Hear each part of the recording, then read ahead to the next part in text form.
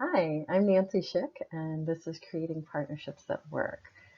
I did this program live earlier today and realized that some of you would have liked to have come, but maybe aren't here in New York. So I think the information is quite valuable, especially based on the feedback that I got from the live program. And so that is why we're now going to have this online for you. So for those of you that don't know me, I am licensed attorney here in New York. I have been on my own, so in my own small business for almost 16 years. It'll be 16 years in June. And a lot of the clients that I have are in similar situations to mine, where we're super small businesses trying to do a lot on our own. And then the other parts is when they grow, they're bringing in new partners.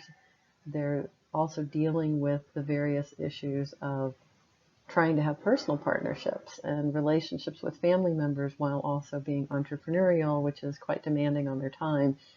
Not meaning for any of you who aren't entrepreneurs that you're not dealing with some of the same issues. And that's the other reason this is a very general creating partnerships type program, because in my experience, whether I'm mediating an employment dispute, a business partnership, any kind of conflict, basically, I've noticed that there are some tendencies of just the breakdown in the relationships. It can be simplified in a certain way. It doesn't mean the emotional complexity is any more simplified. It just means that I have a way of looking at things to try and move you beyond that conflict. And some of that comes from my training as an Equal Employment Opportunity Commission mediator. I did that training in 2005. I've done the FINRA arbitration training. That's the Financial Industry Regulatory Authority, where I am on the panel for arbitration of employment and investor disputes. And then also I have special training in ethno-religious mediation, where I deal with some of those high conflicts that have to do with race and religion. All of this is because I have a life mission of creating unity in a world culture, and that's really what I want people to have. I think that's what we probably desire, even if we sometimes act out in different ways. And I just ask you to try that on, even if you don't fully agree with it. It's an opportunity for peace.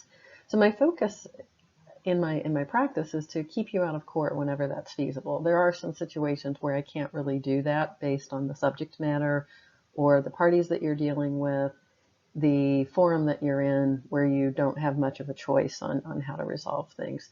And so there are some of those that I can't keep you out of court. But my goal is to keep you out of court whenever I can, so that you can get back to creating the life that you want. I'm very aware that you don't want to be dealing with an attorney unless you have to, right? It's like, we might be okay people. Some of us, right? I know lawyers don't have the best reputation, but for the most part, we're pretty decent people who want to help you out.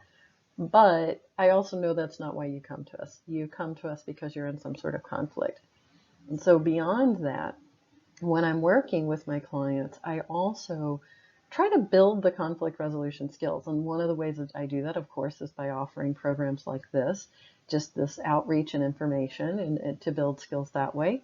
And then it's also teaching you throughout the process some of the ways that you can just change conversations, put tools in place so that you have fewer conflicts going forward. You're still going to have them. I'm not concerned that I'm going to resolve too many conflicts and you're not going to have them anymore and I'm going to go out of business. I've met people and I am a person. So even with all my training, I know that I still have my own conflicts that I sometimes have to deal with. So not concerned about that. I'm really concerned about you having a great life. So why do we create partnerships, right? It's in some ways it's about, I want a great life, right? So for you, have a great life. But we do it because we can't do what we want on our own. We see that at some point. So in the photograph you see, that's me doing the Dirty Girls run, and the one before that was with my friend Nina, who probably reached out to me to be her partner in that because she was a little concerned that maybe she would need some pushes and I needed some pushes to get out there. And so it was a partnership for us where we both got to have a lot of fun together. We got to encourage each other when things got difficult, and we got to push ourselves outside of our comfort zones. All really great things in our partnership, and it's helped create a lifelong friendship, and we have a really great business relationship as well. So some of that has been because we recognize that the other has skills that so we each have skills that the other one doesn't. That's what I meant to say. And so we can see that there's an opportunity for us to create better things for ourselves, for our clients, for our partners, our personal partners, and our families. And that's what we want, right? We want big lives. I think we all want big lives, but we don't always think that they're available to us. And sometimes a partner comes along presenting an opportunity that we didn't even know we wanted. So that's another reason we get involved. Now, the third reason that we get involved in partnerships and create them is because we think we should be partnered up in some way. And that happens both personally and in business. And I also think it's probably one of the worst reasons to do it. There's a friend of mine, Brooke Emery, who is an attraction coach, and she talks about how we should on ourselves, because it sounds like another word, right, that makes a mess. And in some ways, when we're shoulding on ourselves, we are making a mess because what it's signaling is that we're adopting someone else's plan for our lives, and then we wonder why it doesn't work out. So if you find yourself saying, I should get a partner, I should be married, I should have children, or whatever the should is, it should be a trigger for you. It can be a trigger for you. It can be used as a tool to recognize that you might be going with someone else's plan. And if you're going with someone else's plan, it might not work out as well as you would like. So just something to think about. Now, where do we create partnerships? Because knowing why we do them, if you're a Simon Sinek fan, you'll know he wrote a book called Start With Why. If you're not familiar with it and you're in business, I encourage you to take a look. I'm getting nothing from Simon for promoting his book, but I have a lot of great resources that I would like you to have access to if you're not aware of them. So where do we create them? Now that we know why, where do we create them? We create them, as I've mentioned, in business, in marriage, friendship as a partnership. We do it on projects, so sometimes we do it on limited bases. We do it at home, at work, in our communities, and in the world, right? There's partnership all around us, and I don't think we always relate to the world as though we're in partnership with it. Some people would argue that that's part of the problem with climate change. If you believe that humans are causing climate change, you might believe that we're not acting as good partners in the world. And what does that really mean? It's about mutuality. So if, for example, you're in business and you feel like you're putting in a lot more than your partner, you're not feeling the mutuality, then that's a signal that maybe you're not in a great partnership. You're not really in a partnership anymore. You might still be in relationship, but without the mutuality, it's not partnership. And that doesn't necessarily mean it's going to be 50-50 all the time. And we talked about that today in this session, is that sometimes what that equality and mutuality is that I'm using my skills. So as a lawyer, I might use my lawyering and conflict resolution skills in a business, but my partner might have some technical expertise and financial expertise that I don't. And so having everything split line by line might not always work. If you're doing it in contribution and moving toward a particular result in business, it might not be 50-50. It might be that one partner puts in more than the other at different times. And if you're in a personal partnership, I think you all know that happens. I know when I was dealing with my mother's death last year, I relied probably more on my partner than he was used to. But he rose to the occasion, and things balance back out again later. And when things come up for him, I might take on a little bit more to relieve him. And for those of you that are looking for a resource there is a book that used to be entitled Spouseonomics, and I think they've retitled it, but you can look that up on Amazon, and they talk about some of this in marriage and partnership. That, for example, if you're sharing the lawn mowing, if you're sharing a home, right, with your spouse, and you're sharing lawn mowing, but one of you hates lawn mowing and the other one loves it, then it's not necessarily a 50-50 partnership, right? Because it doesn't have the same impact for the person who loves it. So maybe if somebody loves doing it, let them mow the lawn, and then the partner who likes doing something else, like maybe washing dishes or cooking or doing the laundry, have them do that. That's what I mean by like sharing the duties based on who you are as individuals. And that's what creates great partnership. So where do we go wrong, right? Like a lot of this seems rather simple, and yet people come to me because they've gotten into conflict, so it's apparently not as simple as we'd like to think. And I'm guilty of it. I am not always the best partner for even the people who I adore. So where do I go wrong? Where do we all go wrong? We go wrong with broken promises, unmet expectations, unexpressed expectations, and poorly aligned goals. So that's why we talk about the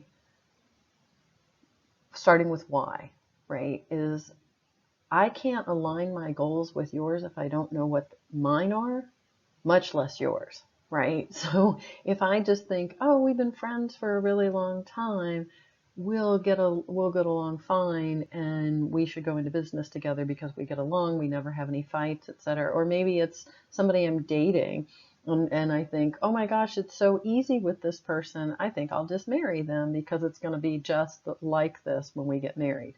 And any of you that are married know that that's not the way it works.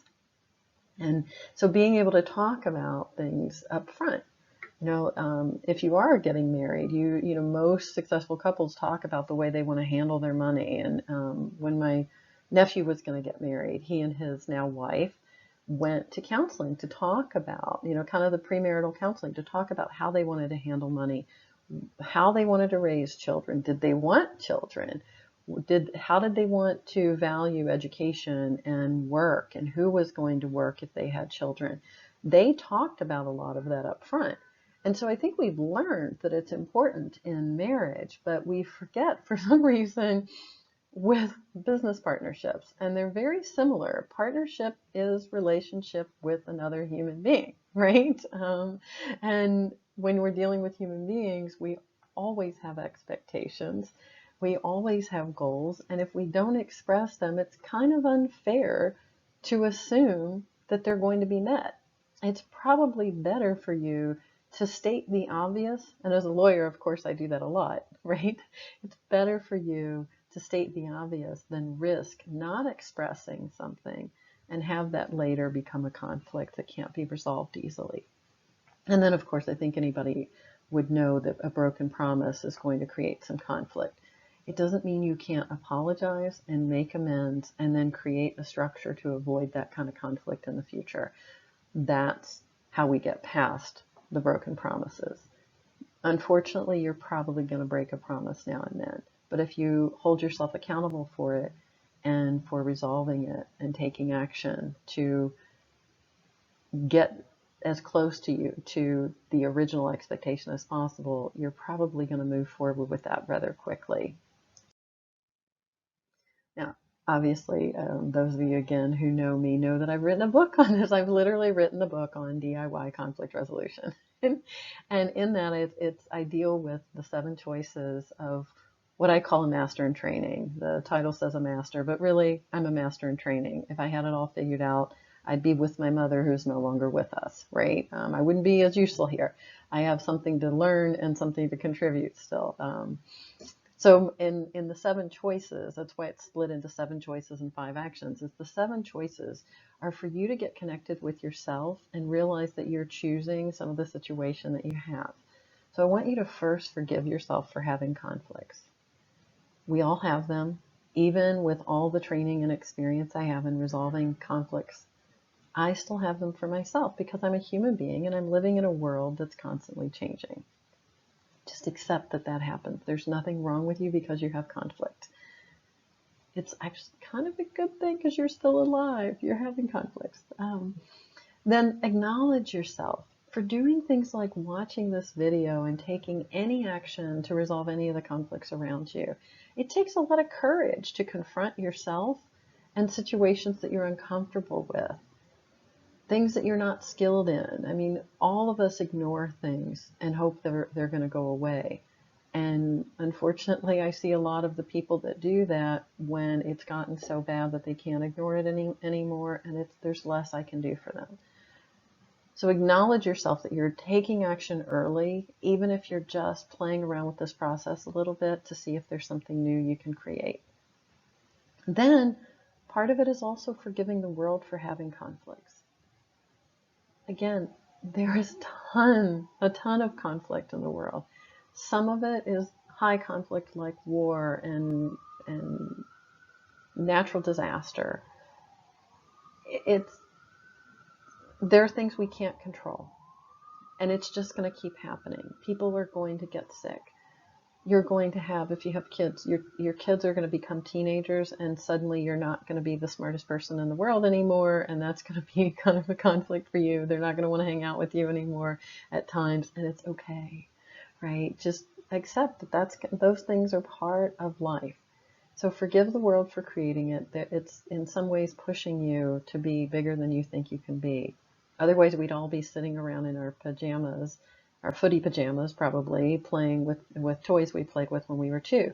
You've come a long way already, and you will come a long way again, and you've done it by overcoming conflicts. So just forgive the world for giving those to you. They've made you a bigger, better person already. Next, I ask you to free the emotions. Just if this is triggering something in you and you want to cry, you want to get angry, whatever you need to do. If you want to laugh at yourself, I laugh at myself a lot, sometimes inappropriately. You can be happy with where you are. Just allow yourself to feel whatever you feel. There's no right or wrong emotion. And once you free it, it's gone, right? You're just like a conduit for these emotions, these triggers. Let them go. Let them go. They're valid. They're just like breathing, right? They come through you, let them in, let them out. Take what you need, let them go. Now, in the same vein, you can clear your mind, right? Your mind plays some serious tricks on you. When I talk about this in some of my other programs like implicit bias, you'll realize that it plays a lot of tricks on you. So just kind of clear your mind, say, thank you, I get that you're doing that thinking thing, and there are lots of thoughts floating around in my head, but they say that you process something like 30,000 thoughts. It's tens of thousands of thoughts per day. You're clearly not paying attention to every single one. So just treat them, whatever ones are popping up for you right now. If you're judging me, if you're wondering if this program's a little crazy, whatever might be going on for you, just kind of let that go. Just clear your mind and be open. Assume you know nothing about anything. I know that's hard, right? Because we've been trained to think, oh, we have to be super smart. I'm just asking you to just let that go. Let the knowledge and everything that you think about how it should be, who you should be, how smart you are, all of it, just let it go. You're a human being, you're open, and you're looking for results. We're going to be results focused. We're going to choose that because we're going to choose a better life. And then finally, I want you to listen with your third ear. Where's your third ear? It's in your heart. If you look at the English word heart, it's right in the center, H-E-A-R-T. So I'm asking you to listen with your compassionate nature, even with that person you're in conflict with. Obviously, if you're going into business with them and you're trying to create the partnership up front, it's great. You probably already have some affection for them. But also look at them as a human being, a full human being that probably has some flaws that you accept, and it's okay, but also being able to look candidly at them just like you look at your own. You can start to anticipate some of the things that could go wrong in the partnership, and how do you create conversations around that when those things show up. And what I mean by that is if you have a partner, for example, who doesn't express themselves a lot, and that's part of why you don't have a lot of conflict, right? Or you think you don't have a lot of conflict because they hold everything in. you may need to have some conversations about how to create a structure for communicating with each other when things are difficult, because you can't have a business partner, for example, or a marriage with someone as easily when they're holding everything in and then holding you accountable for knowing what they're thinking. And I think every man that I've ever met has said something along those lines about women, right? Women, we tend to do that. Not always, and I know plenty of men that do it, so it's not gender specific, but just listen with your third ear and recognize that we're all human. No matter what our background is, we're doing the best that we can under the circumstances. So after you get connected with yourself, the next part is to connect with others. And that's where we start taking action. And the first thing I ask my clients to do, this is usually in a mediation setting, is to define the conflict succinctly. So let's imagine that you're in conflict with me. You may say, Nancy and I disagree about the way that we should be spending our money in the business.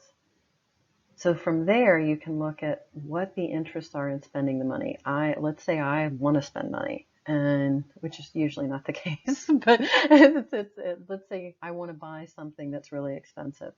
And I want to do it because I see that it's going to move the business forward.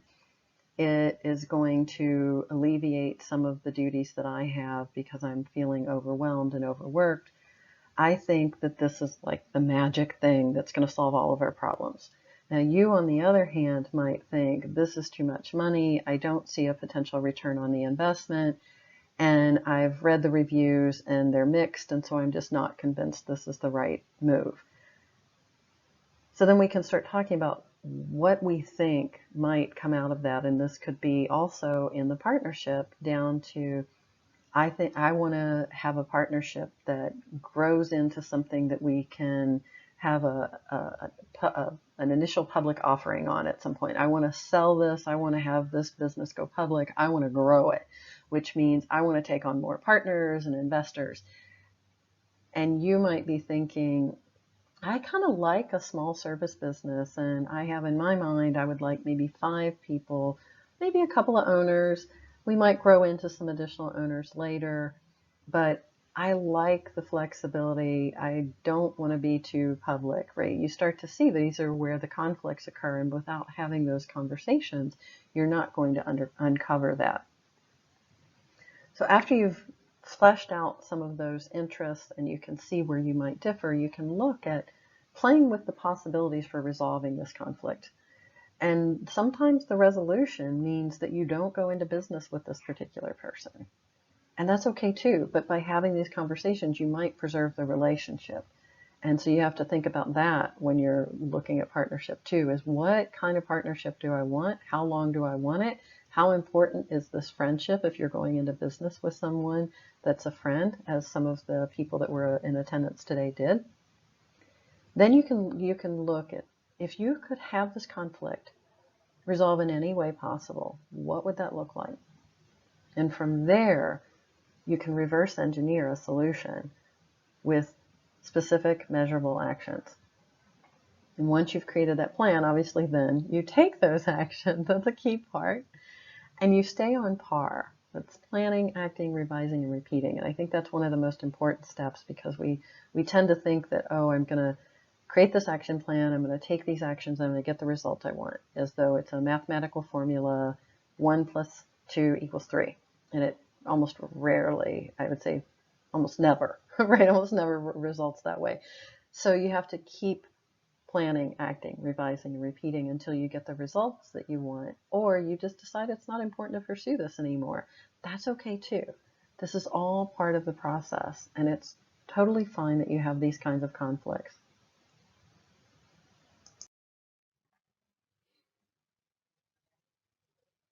So then we talked a lot today about how generosity grounds the partnership.